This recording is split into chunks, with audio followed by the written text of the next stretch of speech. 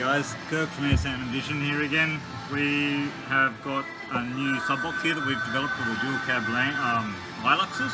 This is a 2018 model Hilux that we've got here, and these are our new CNC cut fly boxes.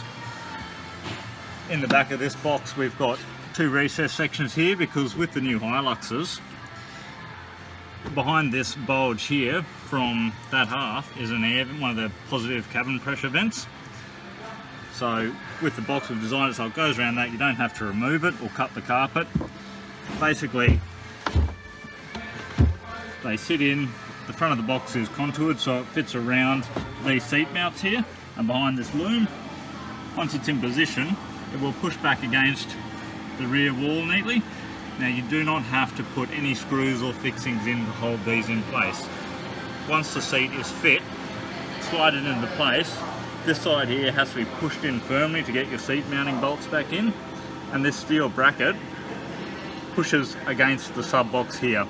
There's plenty of room, there's around an inch spare space in front of the driver itself before it hits the back seat. With these pushing into the box, it's held really securely in place and will sound great. They are made for the Alpine T10 sub as well as the Kenwood X1000 sub. Thanks guys.